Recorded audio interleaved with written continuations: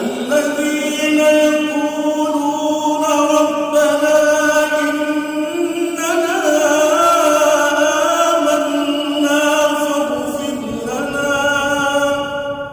فاغفر لنا ذنوبنا وقنا عذاب النار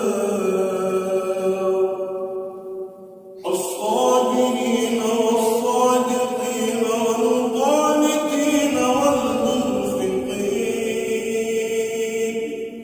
والمنفقين